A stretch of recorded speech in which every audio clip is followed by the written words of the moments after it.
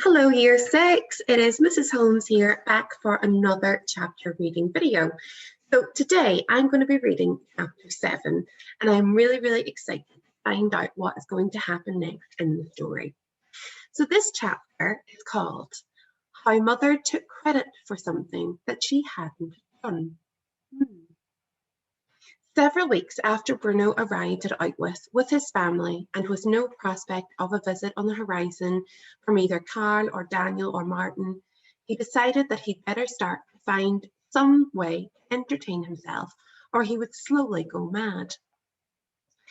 Bruno had only known one person whom he considered to be mad, and that was Herr Roller, a man of about the same age as father who lived around the corner from him back the old house in Berlin.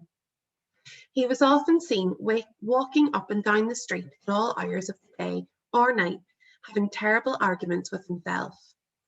Sometimes, in the middle of these arguments, the dispute would get out of hand and he would try to punch the shadow he was throwing up against the wall. From time to time, he fought so hard he banged his fists against the brickwork and they bled, and then they would fall onto his knees and start crying loudly and slapping his hands against his head. On a few occasions, Bruno had heard him using those words that he wasn't allowed to use, and when he did this, Bruno had to stop himself from giggling. You shouldn't laugh at poor Herr Roller, Mother had told him one afternoon when he had related the story of his latest escapade. You have no idea what he's been going through in his life.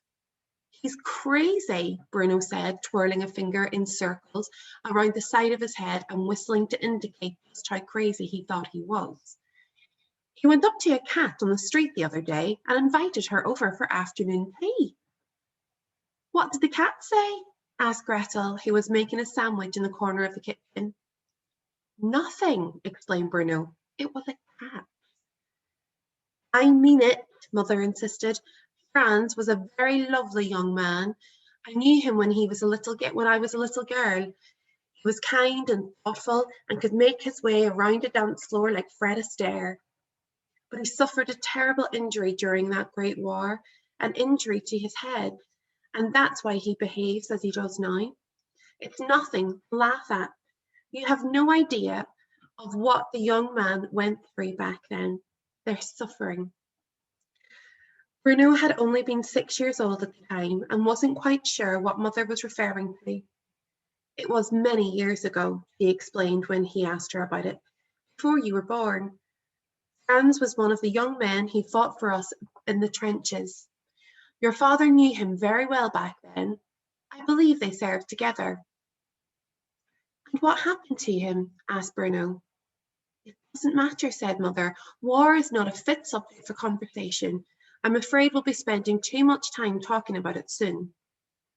They had been just over 3 years before they all arrived at Outwith, and Bruno hadn't spent much time thinking about Herr Roller in the meantime, but he suddenly became convinced that if he didn't do something sensible, something to put his mind to some use, then before he knew it, he would be wandering around the streets having fights with himself and inviting domestic animals to special occasions too. To keep himself entertained, Bruno spent a long Saturday morning and afternoon creating a new diversion for himself.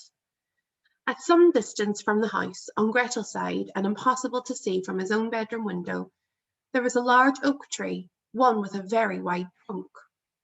A tall tree with hefty branches, strong enough to support a small boy. It looked so old that Bruno decided it must have been planted at some point in the Middle Ages, a period he had recently been studying and was finding very interesting, particularly those parts about knights who went off on adventures to foreign lands and discovered something interesting while they were there. There were only 2 things that Bruno needed to create in his new entertainment: some rope and a tire. The rope was easy enough to find, as there were bales of it in the basement of the house, and it didn't take long to do something extremely dangerous and find a sharp knife and cut as many lengths of it as he thought he might need. He took these to the oak tree and left them on the ground for future use. The tire was another matter. On this particular morning, neither Mother nor Father was at home. Mother had rushed out of the house early and taken a train to a nearby city for the day for a change of air, while Father had been seen heading in the direction of the huts and the people in the distance outside Bruno's window. As usual, there were many soldiers' trucks and jeeps parked near the house, and while he knew it would be impossible to steal a tire off any of them, there was always the possibility that he could find a spare one somewhere. As he stepped outside, he saw Gretel speaking with Lieutenant Cutler, and without much enthusiasm, decided that he would be the sensible person to ask. Lieutenant Cutler was the young officer whom Bruno had seen on his first day at Outwith, the soldier who had appeared upstairs in their house and looked at him for a moment before nodding his head and continuing his way. Bruno had seen him on many occasions since. He came in and out of the house as if he owned the place, and Father's office was clearly not out of bounds to him at all. But they hadn't spoken very often. Bruno wasn't entirely sure why, but he knew that he didn't like Lieutenant Cutler. There was an atmosphere around him that made Bruno feel very cold and want to put a jumper on. Still, there was no one else to ask, so he marched over with as much confidence as he could to say hello. On most days, the young lieutenant looked very smart, standing around in a uniform that appeared to have been ironed while he was wearing it. His black boots always sparkled with polish, and his yellow blonde hair was parted at the side and held perfectly in place with something that made all the comb marks stand out in it, like a field that had just been tilled. Also, he wore so much cologne you could smell him coming from quite a distance. Bruno had learned not to stand downwind of him, or he would risk fainting away. On this particular day, however, since it was a Saturday morning and was so sunny, he was not so perfectly groomed. Instead, he was wearing a white vest over his trousers, and his hair flopped down over his forehead in exhaustion. His arms were surprisingly tanned, and he had the kind of muscles that Bruno wished he had himself. He looked so much younger today that Bruno was surprised. In fact, he reminded him of the big boys at school, the ones he had always steered clear of. Lieutenant Cutler was deep in conversation with Gretel, and whatever he was saying must have been terribly funny, because she was laughing loudly and twirling her hair around her fingers into ringlets. "So," said Bruno as he approached them and Gretel, looking at him irritably. "What do you want?" she asked. "I don't want anything," snapped Bruno, glaring at her. "I just came to say hello." "You'll have to forgive my younger brother, Kurt," said Gretel to Lieutenant Cutler. "He's only 9, you know." "Good morning, little man," said Cutler, reaching out and, quite appallingly, ruffling his hand through Bruno's hair, a gesture that made Bruno want to push him to the ground and jump up and down on his head. "And what has you up and about so early on a Saturday morning?" "It's hardly early," said Bruno. "It's almost 10 o'clock. Lieutenant Cutler shrugged his shoulders.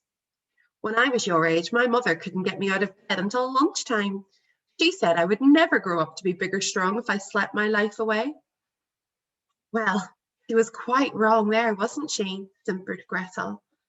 Bruno stared at her with distaste. She was putting on a silly voice and made her sound as if she hadn't got a thought in her head. There was nothing Bruno wanted to do more than walk away from the two of them and have nothing to do with whatever they were discussing. But he had no choice but to put his best interests first and ask Lieutenant Cutler for the unthinkable favour. "I wondered if I could ask you a favour," said Bruno. "You can ask," said Lieutenant Cutler, which made Gretel laugh again, even though it was not particularly funny. "I wondered whether there would be any spare tires anywhere," Bruno continued. "From one of the jeeps, perhaps, or a truck, or one that you're not using." "The only spare tire I have around here recently belongs to Sergeant Hochschneider, and he carries it around his waist," said Lieutenant Cutler, his lips forming into something that resembled a smile. This didn't make any sense to Bruno, but it entertained Gretel so much that she appeared to start dancing on the spot. So sometimes when people say they have spare tires, it means they have a little lot more around their tummies. I think Lieutenant Cutler is basically calling Sergeant Hofschneider a bit chubby. Well, is he using it? Asked Gretel. Sergeant Hofschneider? Asked Lieutenant Cutler. Yes, I'm afraid so. He's attached to his spare tire. Because it's Stop it, Bert, said Gretel, drying her eyes. He doesn't understand you. He's only 9. Oh, will you be quiet, please? Shouted Bruno, staring at his sister in irritation. It was bad enough having to come out here and ask for a favour from Lieutenant Cutler, but it only made things worse when his own sister teased him all the way through. You're only 12 anyway, he added, so stop pretending to be older than you are. I'm nearly 13, Kurt, she snapped. Her laughter stopped now, her face frozen in horror. I'll be 13 in a couple of weeks' time, a teenager, just like you. Lieutenant Cutler smiled and nodded his head, but said nothing. Bruno stared at him. If it had been any other adult standing in front of him, he would have rolled his eyes to suggest that they both knew that girls were silly and sisters were utterly ridiculous. But this wasn't any other adult. This was Lieutenant Cutler. Anyway, said Bruno, ignoring the look of anger that Gretel was directing towards him. Other than that one, is there anywhere else that I could find a spare tire? Of course, said Lieutenant Cutler, who had stopped smiling now and seemed suddenly bored with the entire thing. What do you want it for, anyway? I thought I'd make a swing, said Bruno. You know, with a tire and some rope on the branches of a tree.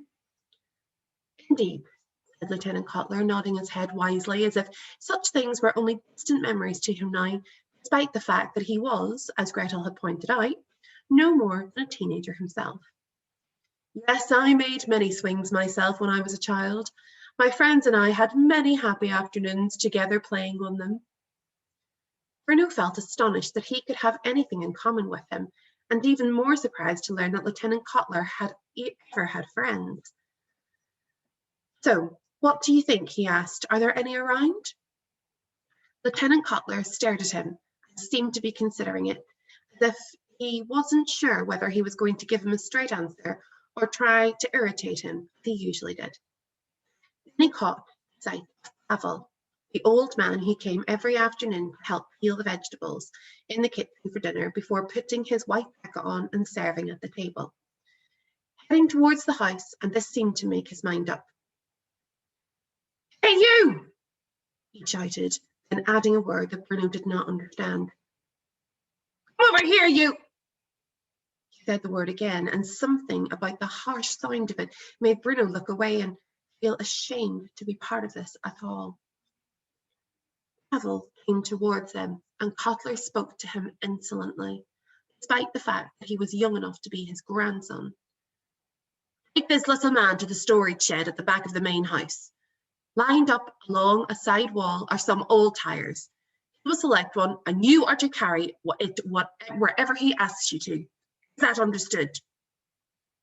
Pavel held his cap before him in his hand and nodded, which made his head bow even lower than it already was.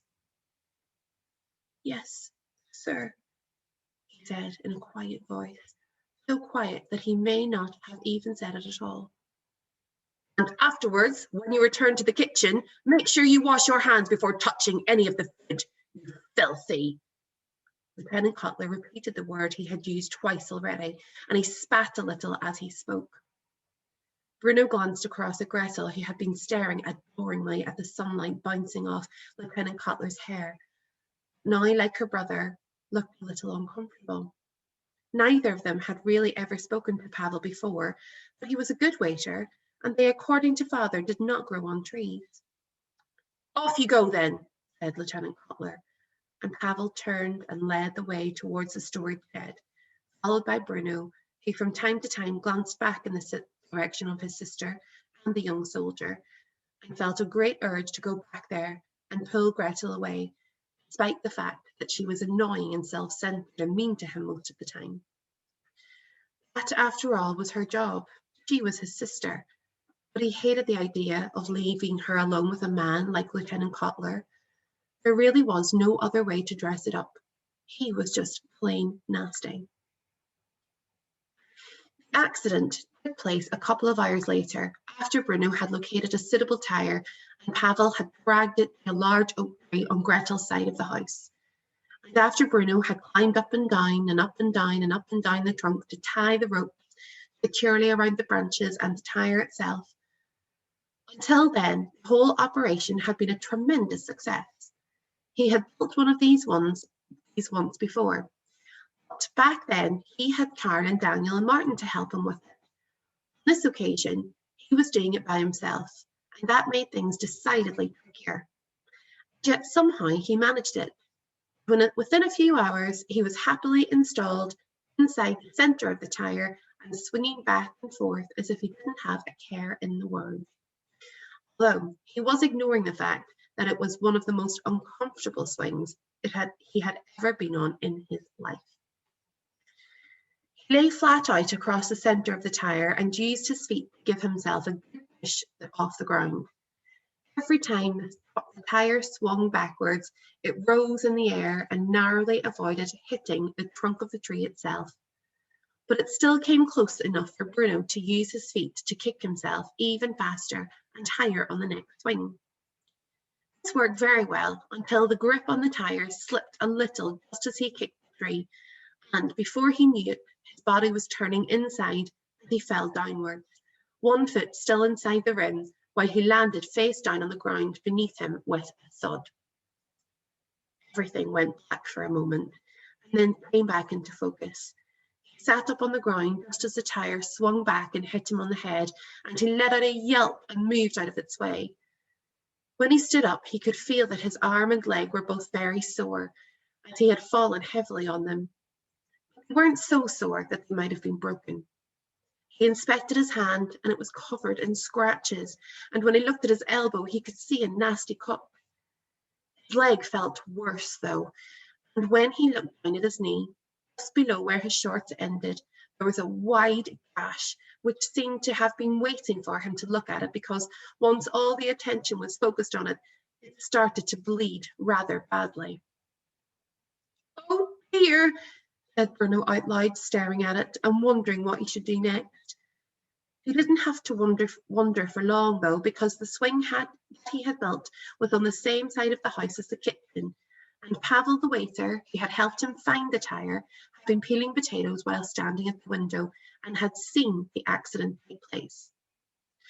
When Bruno looked up again, he saw Pavel coming quickly towards him, and only when he arrived did he feel confident enough to let the woozy feeling that was surrounding him take him over completely. He fell a little, but didn't land on the ground this time as Pavel scooped him up. "I don't know what happened," he said. "It didn't seem dangerous at all." "You were going too high," said Pavel in a quiet voice that immediately made Bruno feel safe. "I could see it. I thought that any moment you were going to suffer a mischief." "And I did," said Bruno. "You certainly did." Pavel carried him across the lawn and back towards the house, taking him into the kitchen and settling him on one of the wooden chairs. Where's Mother?" asked Bruno, looking around for the first person he usually searched for when he'd had an accident. "Your mother hasn't returned yet, I'm afraid," said Pavel, who was kneeling on the floor in front of him and examining his knee. "I'm the only one here." "What's going to happen then?" asked Bruno, beginning to panic slightly, an emotion that might encourage tears. I might bleed to death." Pavel gave a gentle laugh and shook his head. "You're not going to bleed to death," he said, pulling a stool across and settling Bruno's leg on it. "Don't move for a moment. There's a first aid box over here." Bruno watched as he moved around the kitchen, pulling the green first aid box from a cupboard and filling a small bowl with water, testing it first with his finger to make sure that it wasn't too cold. "Will I need to go to hospital?" asked Bruno. No, no, said Pavel when he returned to the kneeling position, dipping a dry cloth into the bowl and touching it gently to Bruno's knee, which made him wince in pain, despite the fact that it wasn't really all that painful. It's only a small cut. It won't even need stitches. Bruno frowned and bit his lip nervously as Pavel cleaned the wound of blood and then held another cloth to it quite tightly for a few minutes. When he pulled it away again gently, the bleeding had stopped, and he took a small bottle of green liquid from the first aid box and dabbed it over the wound, which stung quite sharply and made Bruno say, "Ow!" a few times in rapid succession. It's not that bad, said Pavel, but in a gentle and kind voice. Don't make it worse by thinking it's more painful than it actually is. Somehow this made sense to Bruno, and he resisted the urge to say "ow" anymore. And when Pavel had finished applying the green liquid, he took a bandage from the first aid box and taped it to the cut. There, he said, all better, eh? Bruno nodded and felt a little ashamed of himself for not behaving as bravely as he would have liked. Thank you, he said. You're welcome, said Pavel. Now you need to stay sitting there for a few minutes before you walk around on it again, all right? Let the wound relax and don't go near that swing again today. Bruno nodded and kept his legs stretched out on the stool while Pavel went over to the sink and washed his hands carefully, even scrubbing under his nails with a wire brush before drying them off and returning to the potatoes. Will you tell Mother what happened? Asked Bruno. He had spent the last few minutes wondering whether he were to be viewed as a hero for suffering an accident or a villain for building a death trap. I think she'll see for herself, said Pavel, who took the carrots over to the table now and sat down opposite Bruno as he began to peel them onto an old newspaper. Yes, I suppose so, said Bruno. Perhaps she'll want to take me to a doctor. I don't think so, said Pavel quietly. You never know, said Bruno, who didn't want his accident to be dismissed quite so easily. It was, after all, quite the most exciting thing that could have happened to him since he arrived here. It could be worse than it seems. It's not, said Pavel, who barely seemed to be listening to what Bruno was saying. The carrots were taking up so much of his attention. Well, how do you know? Asked Bruno, quickly growing irritable now, despite the fact that this was the same man he had come out to pick him off the ground and brought him in to take care of him. You're not a doctor. Pavel stopped peeling the carrot for a moment and looked across the table at Bruno, his head held low, his eyes looking up, as if he were wondering what to say to such a thing. He sighed and seemed to consider it for quite a long time before saying, Yes, I am. Bruno stared at him in surprise. This didn't make any sense to him. You're a waiter, he said slowly, and you peel the vegetables for dinner. How can you be a doctor too? Young man, said Pavel, and Bruno appreciated the fact that he had the courtesy to call him young man instead of little man, as Lieutenant Cutler had. I certainly am a doctor. Just because a man glances up at the sky at night does not make him an astronomer, you know. Bruno had no idea what Pavel meant, but something about what he had said made him look at him closely for the first time. He was quite a small man and very skinny, with long fingers and angular features. He was older than father, but younger than grandfather, which still meant he was quite old. And although Bruno had never laid eyes on him before coming to Outwith, something about his face made him believe that he had worn a beard in the past, but not anymore. I don't understand, said Bruno, wanting to get to the bottom of this. If you're a doctor, why are you waiting on tables? Why aren't you working at a hospital somewhere? Pavel hesitated for a long time before answering, and while he did so, Bruno said nothing. He wasn't sure why he felt that the polite thing to do was to wait until Pavel was ready to speak. Before I came here, I practiced as a doctor, he said finally. Practiced? Asked Bruno. He was unfamiliar with the word. Weren't you any good at it then? Pavel smiled. I was very good, he said. I always wanted to be a doctor, you see, from the time I was a small boy, from the time I was your age.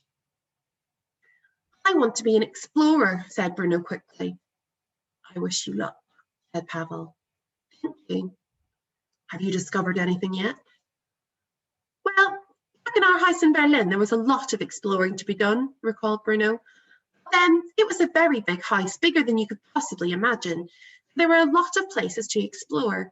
It's not the same here. Nothing is the same here, agreed Pavel. When did you arrive at Outwith? Asked Bruno.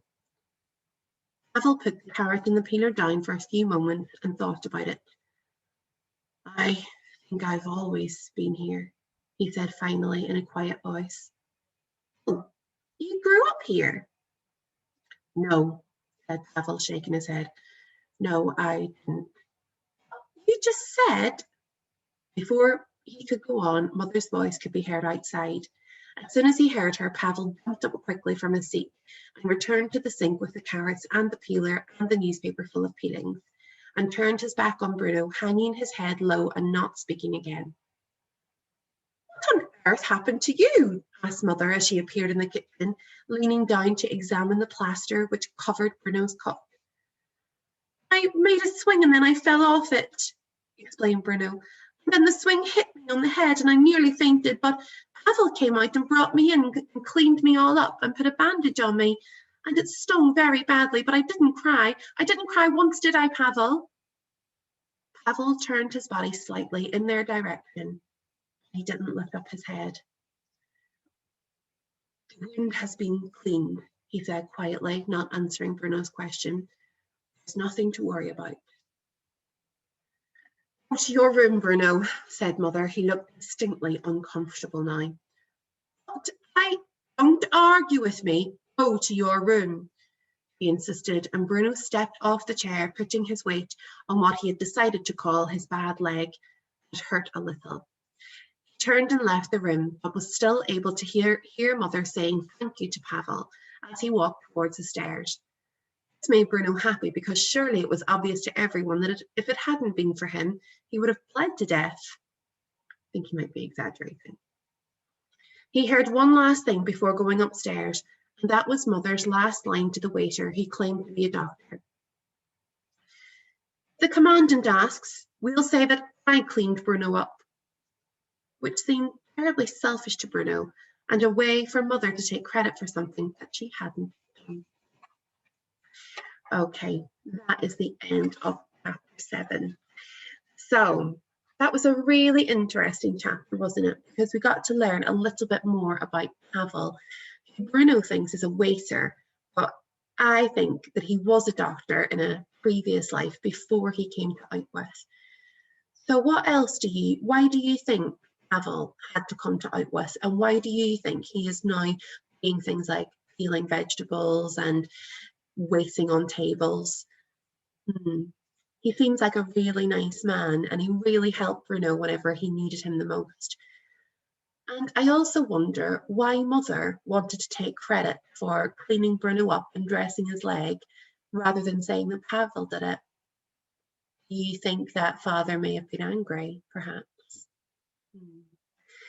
So, boys and girls, that was quite a long chapter. So if you got to the end of that one, well done you. I really hope you enjoyed it.